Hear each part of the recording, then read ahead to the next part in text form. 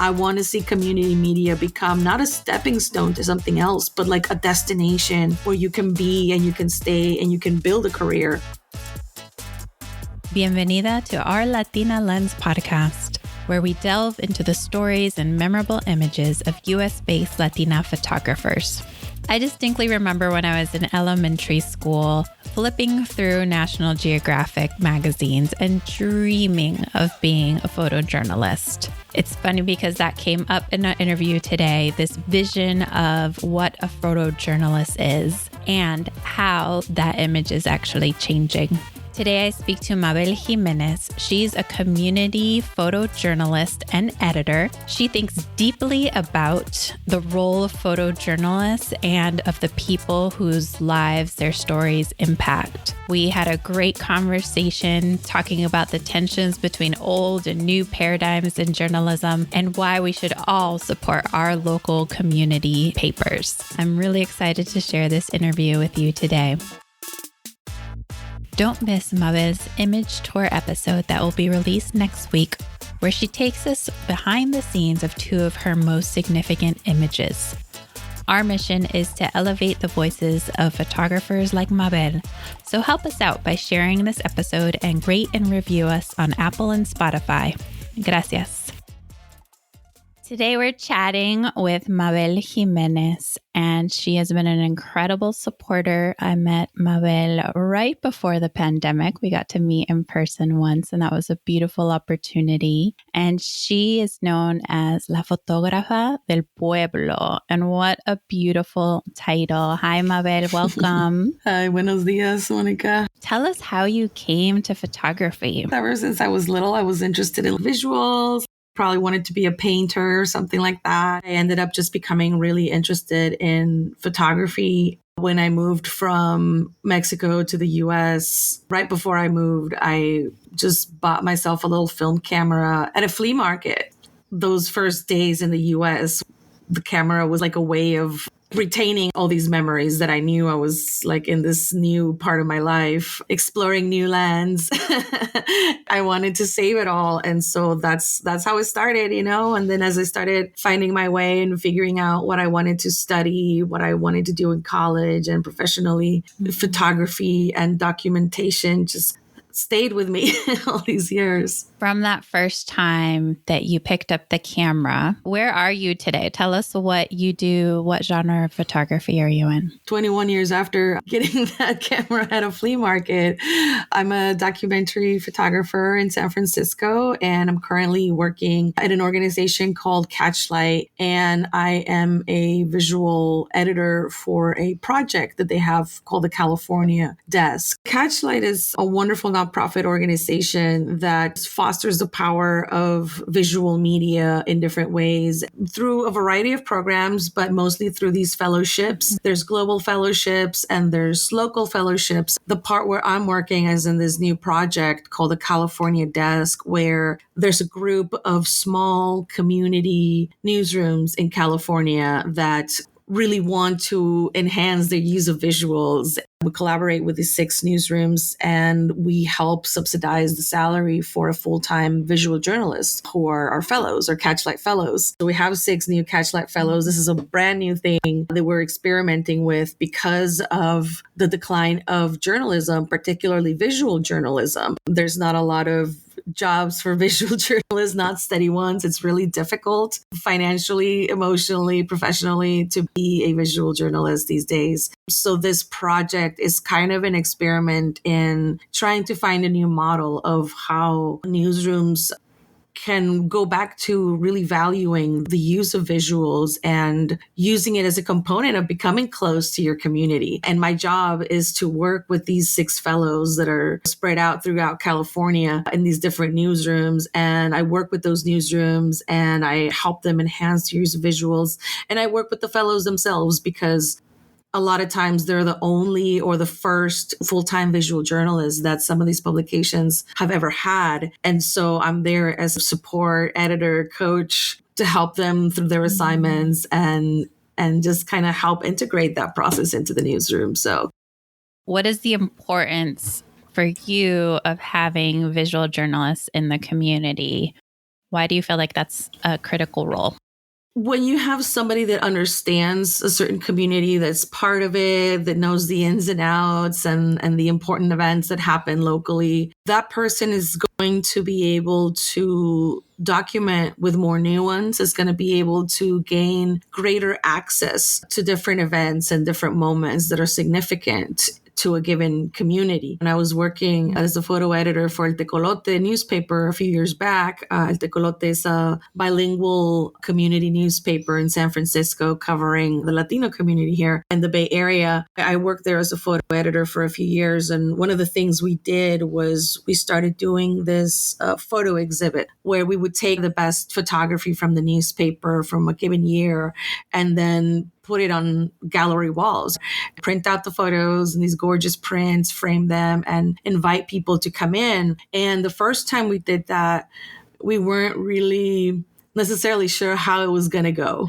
We did it the first year and we were so surprised at just how many people came through and how many people wanted to see themselves, because, you know, we have to talk about the fact that there's been a lot of conversations around representation and improving representation of people of color, of marginalized people of all kinds in media in recent years. But there's still a long way to go. And there's still a way that mainstream media, whether it's journalistic or entertainment wise, still kind of ignores our stories or bungles them and doesn't, do a great job of telling our stories.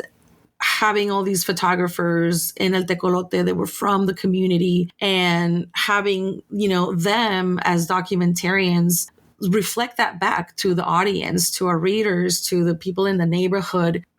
People were just so delighted to see a room full of journalistic documentation about their neighbors, about themselves, things and people and events that they recognized. And it was just so clear to see how people were excited to see themselves. And so we continued doing it for a few years while I worked there. And towards the last year that I worked at El Tecolote, we decided to do like a little booklet with the last several years of the best of these photo exhibits. And from my time there as a photo editor, and, we put this little compendium together and we shared it with people. And one of the nicest things I heard somebody say was that this felt like a photo album, like a family photo album of the neighborhood. And that was really kind of, I couldn't have put it better myself. I wasn't sure that I had that goal, specifically, but to hear someone say it like that, it really brought home how important it is for people to see themselves in media and journalism.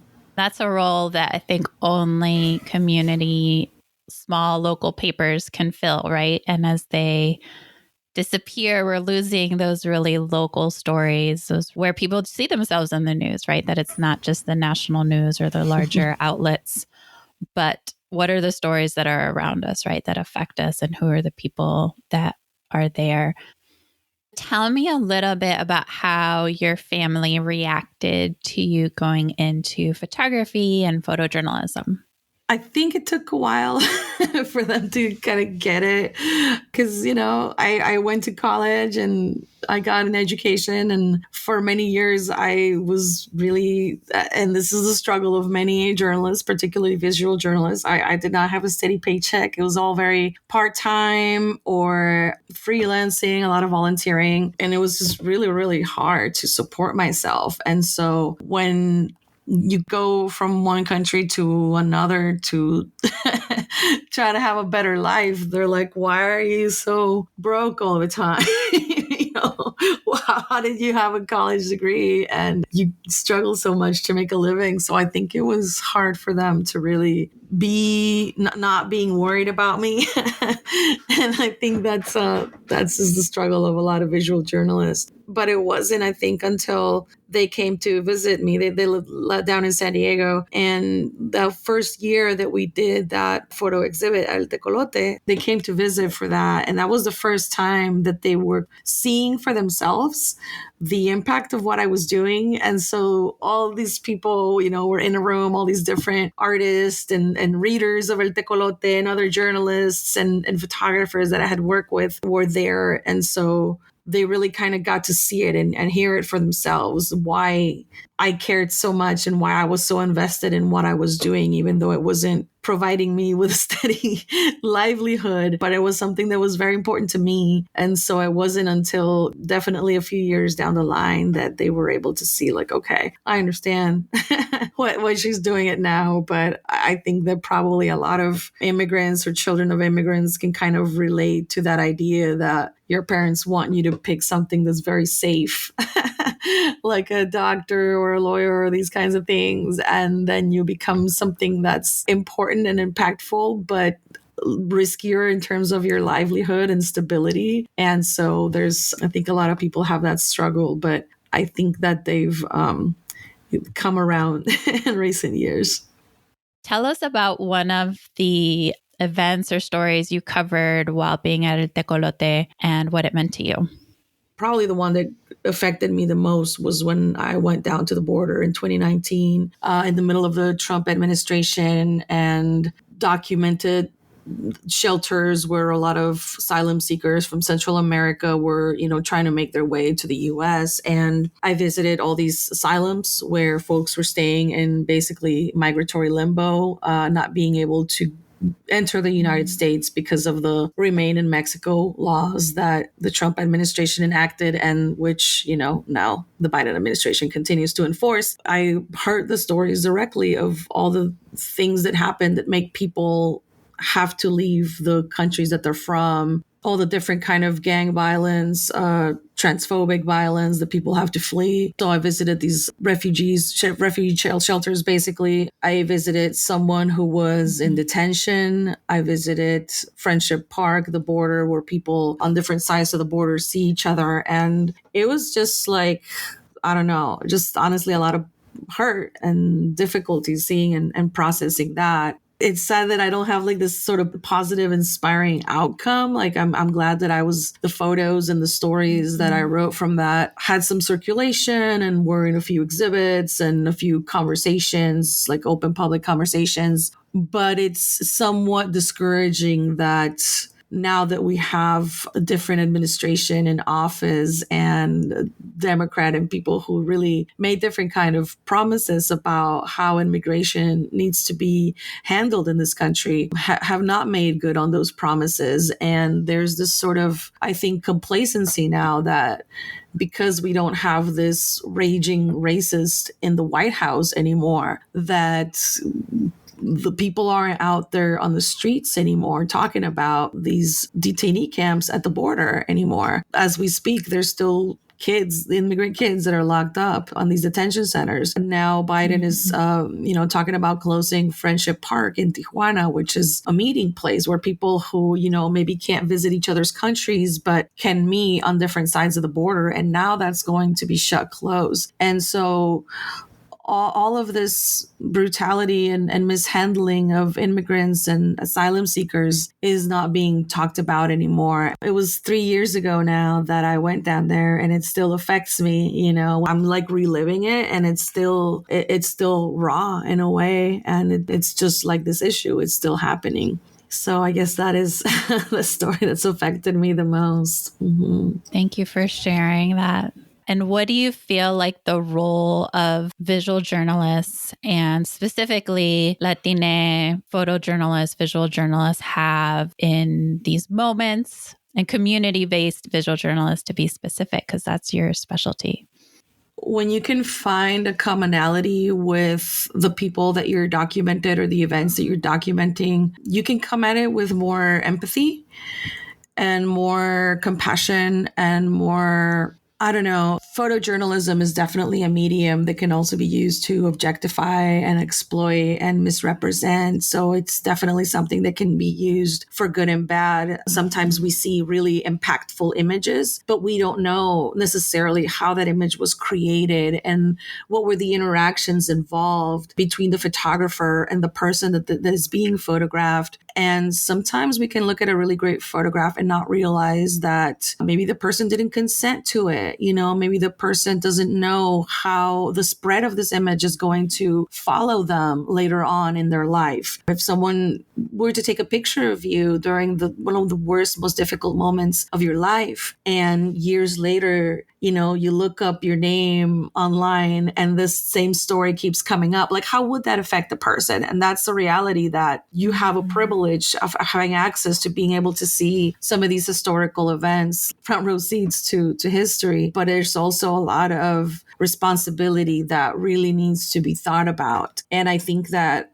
having a relationship, it's not always possible, right? Like when I went to the border, I documented a lot of people that are not from the same place that I'm from, that I've never met before. I'm a Latina living in San Francisco, relatively privileged, comfortable life. And I'm going, even though I also transitioned from Mexico to the U.S., my experience was very much different than the people that I was documenting in 2019. But I can find a lot of commonalities. We speak the same language. We can understand a lot of the same cultural spirit that can sort of help breach the differences. And it's not always possible to only document your own community or your own neighborhood. It's certainly an ideal scenario, but the sort of closer you can get a person that has an understanding of what someone else is experiencing, the better documentation that you're going to have, I think. And the more, not just better documentation in the sense of making good images or making impactful images, but also in the sense of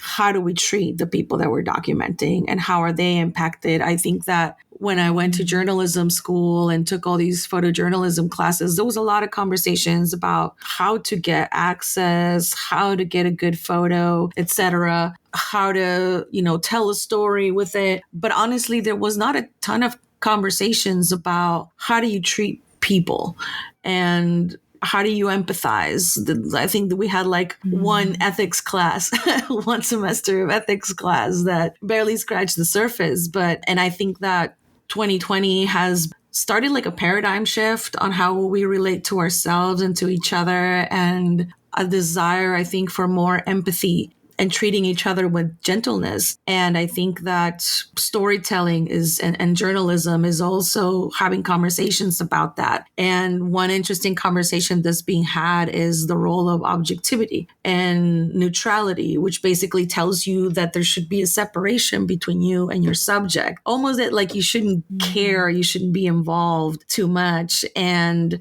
that's been the sort of ethical standard that's been, drilled in, for the last 100 years of photojournalism and journalistic practice in general. And that's something that's really being re-examined. Like, why do we have to be so separate? And I have to say, like, when I was in Tijuana and reporting down at the border there, I did a lot of things that a lot of people that are in this traditional objective tradition were really frowned upon. Like, I took donations. I collected a bunch of donations in San Francisco and I put them in a van and drove them down there and distributed them to these shelters where people were staying. And that's, in the traditional way, that's a big no-no.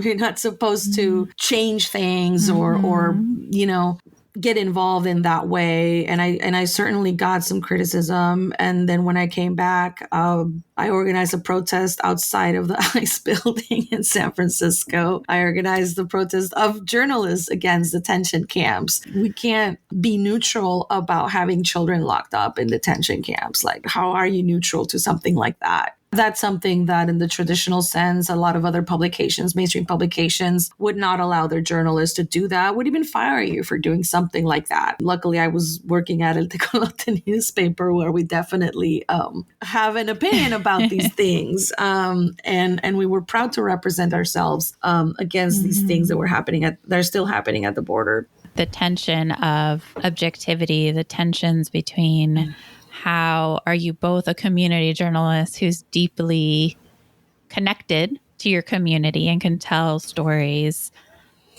only because you are connected, and this, I think, very sterile view of objectivity, right? That is, in fact, people can question. I question. Other people question, right? Can you actually be that objective, right? You always bring yourself to your work. in one way or another. So it's interesting to hear you.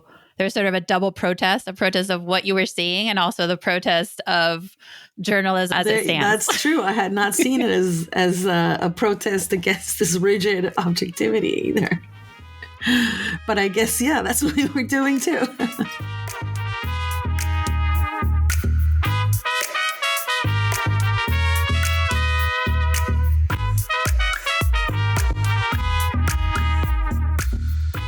Having been challenged so much and working at a newspaper that, when you have an opinion, as we did, sometimes the greater mainstream gatekeepers will call you things like you're an advocate newspaper or you're an activist newspaper. And that is supposed to be an insult.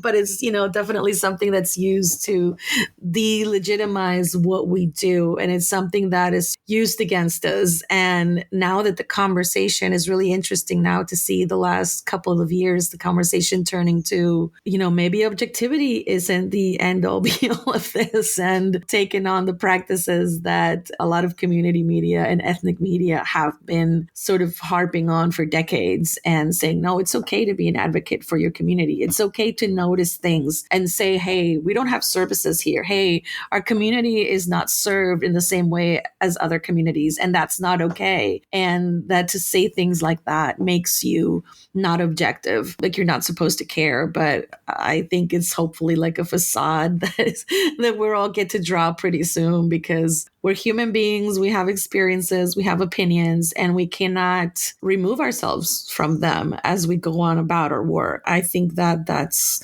one way that, being Latina has impacted how I approach this whole thing.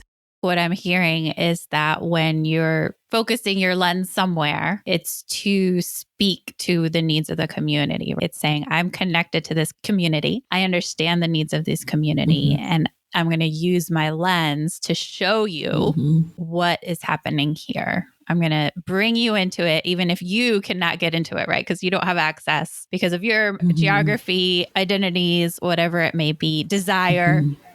But here I am as a photojournalist, as a visual journalist saying, look here, there is beauty, there's need, there's joy, there's heartache.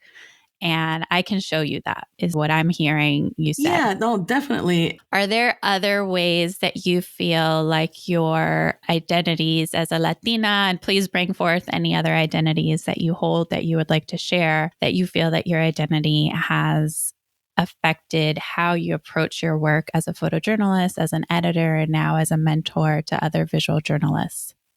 As far as my identity, I'm a Latina. I grew up in Mexico. I'm a Mexicana who grew up in Tijuana, who grew up at the border. And to me, being like a border Mexican is a very like particular type of existence, because you really kind of see the interaction between these two countries and these two forces. The power dynamics of all of that is something that you kind of have present from a very early age. When I started studying, like going to college and taking photography and journalism classes, I wasn't in a particularly diverse part of the U.S., so there wasn't a lot of people that looked like me, that had my cultural understanding that I could sort of look to or look up to and bond with. I had some great mentors, definitely.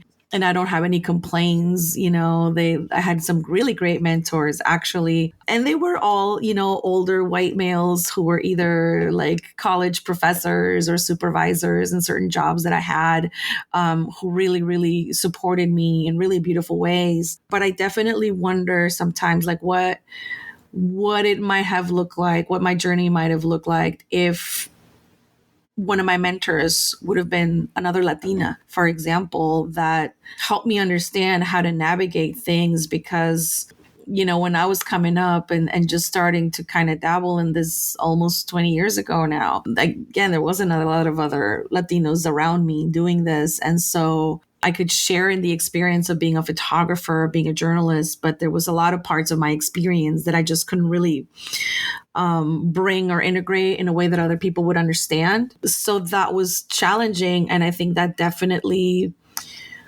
shaped the way that I see myself in the industry. I don't know that it necessarily I don't know how it would shape my creative process, but I think it definitely shaped and impact how I moved in that world. And for me, that meant kind of being a little intimidated or afraid, or I don't know how to call it, to kind of reach out and try to be a journalist or try to be a part of these larger institutions. And so for me, finding El Tecolote newspaper was kind of like my safe space. And working in ethnic media, community media, but particularly ethnic media, it's like being in this parallel universe that's kind of invisible to a lot of people. We may not have as big reach as something like the New York Times or something, but we know that this neighborhood that we are able to reach, that we can actually talk to them directly. Even though I kind of felt like I couldn't access other spaces, El Tecolote was really the place that I was able to just grow and be surrounded by other Latinos and other people of color and other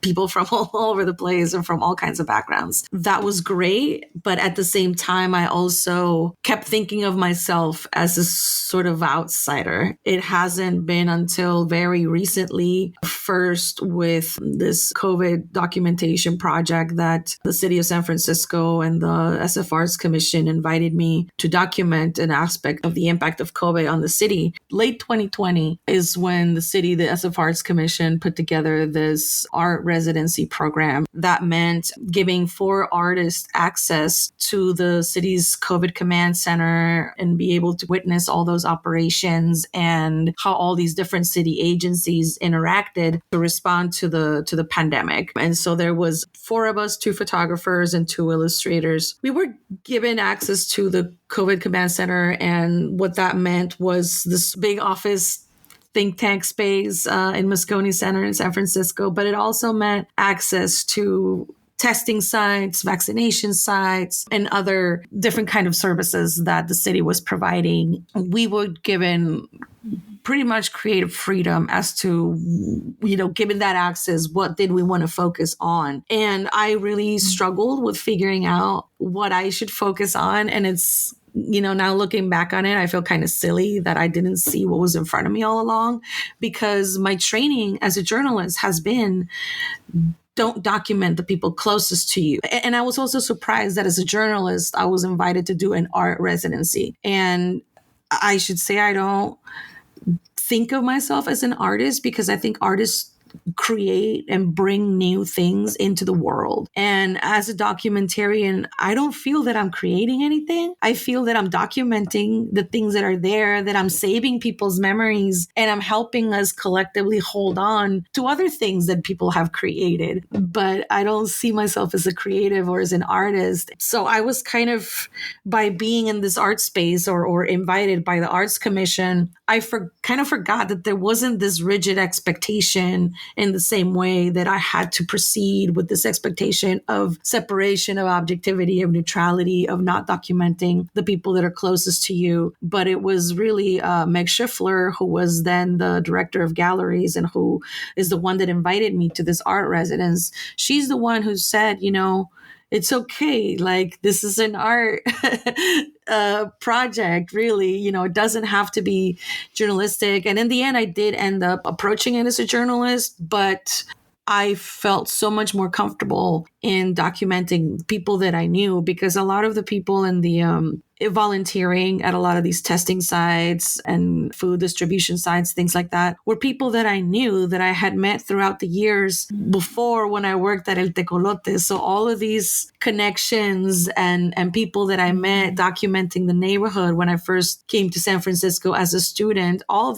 those years at El Tecolote, I wasn't part of the community when I first got here. I didn't know anybody. And it was through El Tecolote that I really started developing those relationships that by the time we got to this art residency a few years down the road, now I really knew these people. Now a lot of them had become my friends, always giving credit back to Meg Schiffler that told me, I know that this is not what they told you to do in journalism school, but I think that your project will feel a lot more personal and more significant if you are working with people that you know. And in fact, it did help me gain access to these places. I mean, I had, even if an institution like in this case, the SF Department of Public Health, gave me a vest and the clipboard and like photo release forms with their logo that made me legit in accessing a vaccination site, for example. It's one thing to get that authorization from these government institutions to enter that space,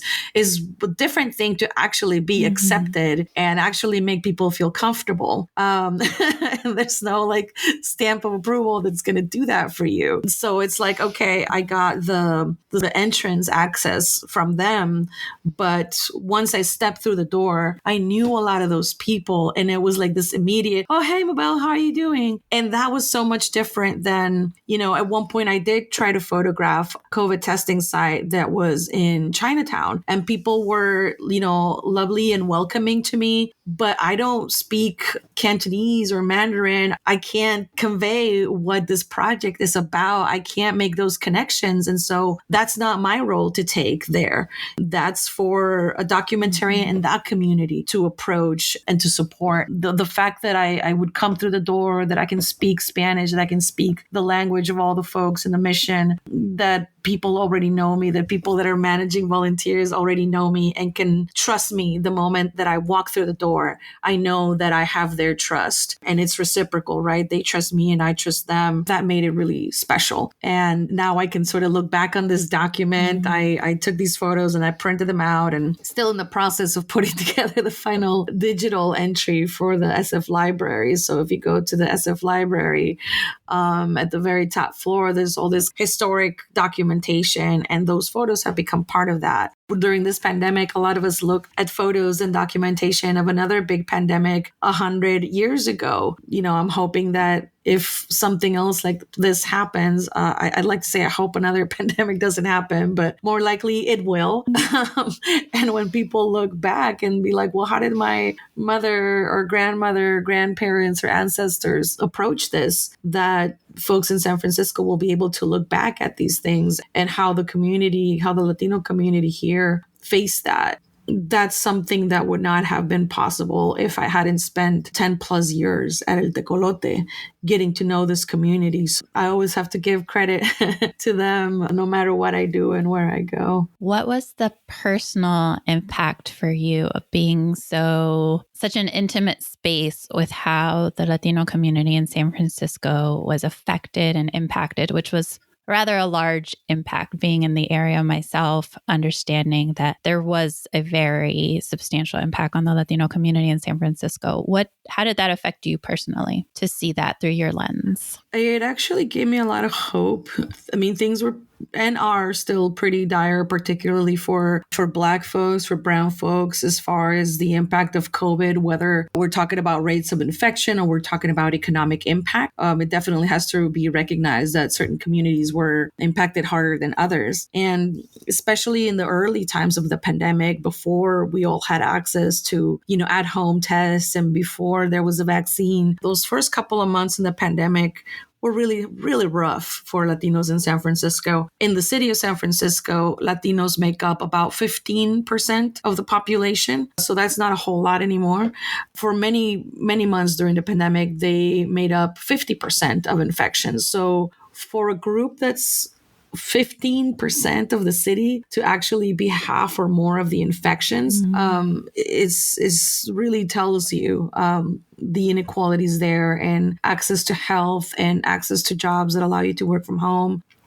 So that was really rough. Like just reading the statistics and seeing how that community was more affected, more impacted was really painful. But actually starting to document it, how people were working against this and fighting the pandemic gave me so much hope, because all these sites, whether it was a testing site or a food site, like people actually giving food away for free to people who were struggling, the volunteers always had like such an amazing spirit. And with everything happening, it was hard not to feel happy around these folks. And sometimes they would be playing music and making jokes and just, having the time of their lives while they're directing a testing site or helping people sign up for vaccinations or whatever it was, or, boxing up groceries to give away. There was always just this spirit of togetherness and and just wanting to help each other. So it just gave me a lot of hope, and it made me feel better that even though a lot of larger institutions were not giving this community the resources that it needed, this community is very self-reliant, and it didn't wait, to get rescued. It really, even, with all these challenges against us, a lot of my friends and neighbors really, really stood up and did the right thing. A lot of folks who didn't have anything, who lost everything themselves, were some of the first ones that were signing up to help others. So that really just restored my faith in humanity a little bit. What do you see as the future of community photojournalism and visual journalism? It's really hard to say right now because I feel like we're going through this big paradigm shift kind of moment where we're all re-examining what our roles are. But I feel that a lot of the structures that have been dictating how journalism and documentation should happen are really being torn down. And a lot of the assumptions that we had about how we're supposed to do our work are being questioned and torn down. I feel like for the longest time, to think about what a photojournalist is sometimes invokes images of honestly, white dudes going to exotic countries and exploring the world through their lens and as a way of exploring something that's maybe very foreign to you. And I can definitely see why a vision like that is romanticized. And even if you're not a white dude, whoever you are, just this idea of I want to travel the world and take photographs. And that's definitely who wouldn't want to do that? But when you're really thinking about the impact of why should I tell this or that story versus anybody else? And you really have to think about, what is my place in the world, and where is the place that I can best be of support, or where I can best contribute, and where I can actually make a difference. And when we're having folks outsourcing work, or a lot of international news organizations still to this day will, instead of finding a photographer in the places that they want to report, in the countries that they want to report, they take one of their freelancers, usually American or European or something like that, from a heavily colonized country, and send them to these other countries. And it's just this automatic thing. This idea of exploring new places through your lens. I mean, it's fine and great if you're a tourist or something like that, you could do that. But if you're a journalist and you're trying to have that first crack of writing history, that's maybe not the role that we should be taking with that. And we should really have an intimate insider's understanding of different communities in history as part of our documentation. And I think that's the strength of, to get back to your question about community media and community journalism, I think it's really going to go back to that. I think that when you're starting out as a journalist, there's always these aspirational places that people always want to work, and the big names that kind of signal how successful you might be in your career journey. To be able to say, I work at the New York Times, at Reuters, National Geographic, all these really amazing places. And I know people who work at these places, and I'm so proud and glad for them. But that's not the only destination, right? That's not the only place where we can make an impact. And right now, I feel that the thought is that a lot of journalists see community media as a stepping stone, right, into these other bigger names and places and organizations. And I want to see community media become not a stepping stone to something else, but a destination where you can be and you can stay and you can build a career. I really think that the future of media has to be supporting our community media. There's a crisis where newspapers are closing, but most of us, wherever we live, there's something, there's something publishing somewhere. And so, wherever you live, you can look up what's the nearest small community newsroom and subscribe to it, whether you're subscribing to an online newsletter or you're subscribing to a paper that actually gets delivered to you. Just find a way to support that, because that's really having an informed community, an informed city that can vote and, look up after our own interests. That's the first step, is being informed. Yes to all of that. What does it mean to you to have been called La Fotógrafa del Pueblo? That's the biggest honor. That's the best award. Yeah, I mean, that's something that I noticed in the past years. And again, like, I did not grow up in the mission. I grew up in Mexico, and I came here and been here a few years now. And again, I didn't know anybody at first. When I first came here. So again, through El Tecolote, being able to meet so many people and to gain their trust to a point where I see people calling me that, it's just kind of really touches my heart, because like, that's exactly what I would hope, that people trust me. Tell me a little bit about how you approach image making. I don't think of myself as someone who's like making or creating something, but I do try to approach it, with respect. I think that you just have to be very respectful and not just thinking about it as this is my story and this is my project, but really how the way that you occupy a space affects what's going on around you. Are people uncomfortable when I pull out my camera? Like, are they subconscious, if they see like a press pass around my neck? And so I think it's just a really trying to put yourself in the minds of the people that you're documenting, which sounds obvious, but I think is really easy to forget. Just trying to make those connections is really important. Is there an aspect of photography that continues to challenge you and that you continue to develop your skills in? I think that part is always going to be like that introversion and social anxiety factor. It really varies on the situation. There's moments where if I'm photographing like say a portrait or it's just like an artist, for example, in their studio, and it's this very kind of intimate situation.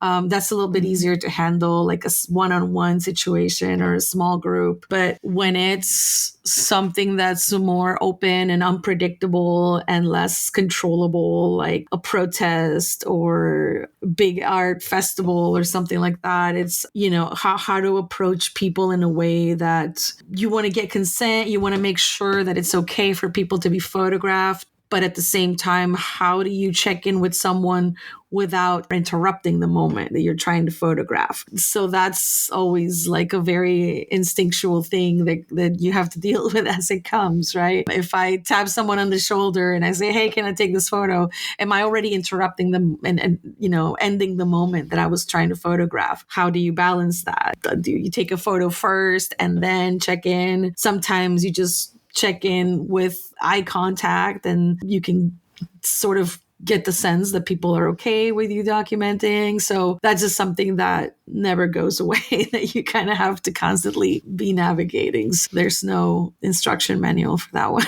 What's something that still excites you about your craft? Seeing the way that people are rethinking a lot of these concepts of how documentarians should move around the world. I think for myself and many of us that are starting in our careers, a lot of the focus is, how do I take good photos? How do I make good images? And I think now these conversations are shifting to, okay, forget about whether my photos are good or bad or whatever, like how are my photos like impacting the people and the communities that are being documented, the people that are seeing these images, right, are also impacted in a different way. There's just a lot of, patterns that are being reshifted. There's one photographer in particular whose work I really admire. His name is Josue Rivas, who absolutely respect his work as a photographer. But in addition to that, what really draws me to him is all the different thoughts that he's bringing forth. And I really recommend that folks follow him. His handle on Instagram is Josue_photo with an F. So JOSUE_FOTO. And he's this indigenous photographer who's really, really, really supporting the representation of indigenous folks in both sides of the lens as documentarians and as well as people who are documented and have their stories told. And he's just bringing so many different interesting concepts to the conversation. And one thing he posted about recently was about the language that we use to describe a lot of the photographic process and how that language kind of can reinforce a lot of the colonial concepts, you could say, that are sometimes behind photography, because as we were saying earlier, like photography and journalism can also be a tool to reinforce colonialism and oppression. And, things like saying shoot, make your camera is a reference to a weapon, and certainly images and photography can be used to hurt others. And so it matters how we think about these things, and language shapes the way we think. And so if we think about our photography as something where we're constantly taking,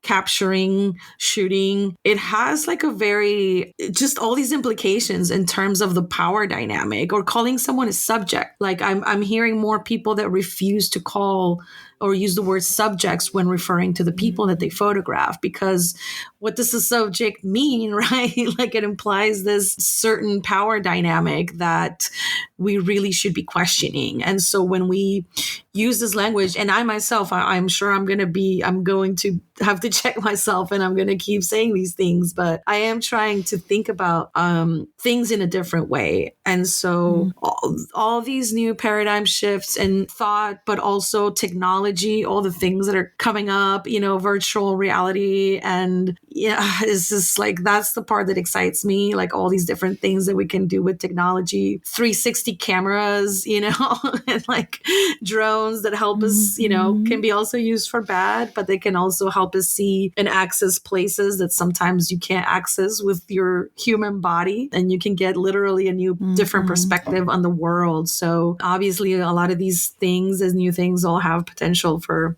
good and bad. But I'm excited for what, especially how the next generation, the really young, the Gen Z folks that are coming up, that haven't been as reinforced in the way that people of my generation were, reinforced with certain concepts. I really like having my role at CatchLight, because I get to work with these young folks that are just coming up and seeing all the new approaches that they bring. And that keeps me on my toes and keeps me from being complacent. I'm really curious, now you're mentoring younger photographers. What would you tell yourself as a younger photographer? Like, knowing the things you know now, if you could go back and speak to your younger self as a photographer, what would you tell her? I think that I was slowed down a lot by like insecurity and fear, and just wondering if my work was good enough, and never feeling like I was ready to knock on certain doors or to show off my work. And so if I could go back, I would definitely encourage my past self to share my work more, just put myself out there and not wait for things to happen to me, but to really take a more proactive role. And a lot of it came from my own feelings of, am I good enough? Am I worth it? And I would just say, like, even if you don't think you're quite ready or whatever, like, you just don't know how other people are going to see your work. And so, to just not be afraid to put your work out there and share it, and use these tools that are available to you now, because editors aren't going to come to you, curators aren't going to come to you. You have to really put yourself out there and make yourself vulnerable. But it's sometimes the only way.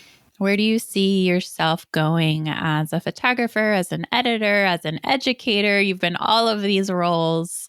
Where do you see yourself going? I'm really enjoying my job at CatchLight right now, because for the first time, I'm just meeting people from all over the place, and organizations and institutions that I didn't even know existed, whether in, big, well-known institutions, but also people that are working at the community level all over the country, and how, those struggles can relate to each other. That's been really exciting. And so I feel like I'm kind of been taking a pause a little bit from my own photography work, and it's kind of inevitable as an editor full time, but I'm okay with that, because it's giving me just an opportunity to really get a bigger lay of the land from a perspective that I'd never had before or had access to before. am working on a book about this COVID documentation that I was doing. Earlier this year, I got approved for an artist grant from SF Arts Commission, supporting my work once again. And so grateful for that. I'm going to start working on pretty soon, taking these photos that I had been taking this earlier part of the pandemic, and I'm making it into this cohesive narrative and, interviewing folks. So I'm not super sure. Like I am liking working at CatchLight, so I'm intending to continue there for a long time. But one thing the pandemic has taught me is just how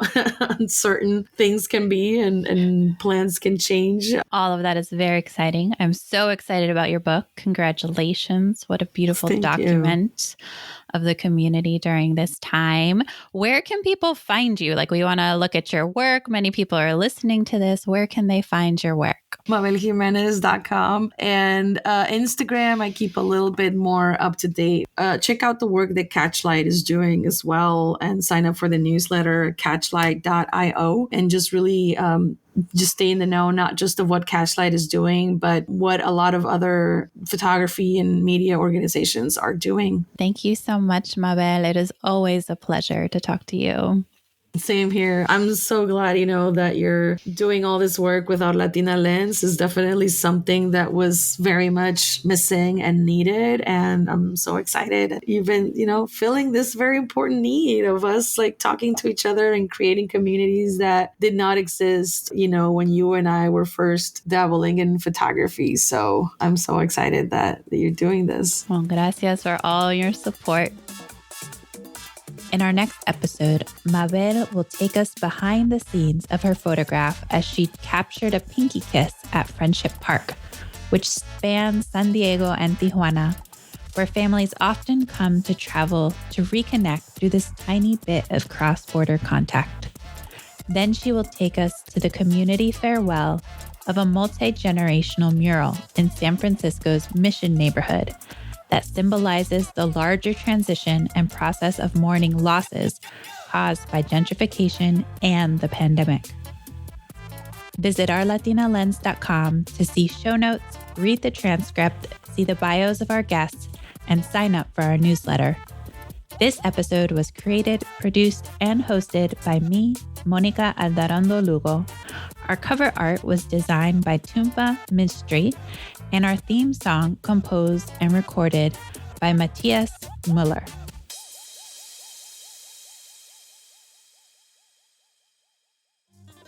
Lancla Creative.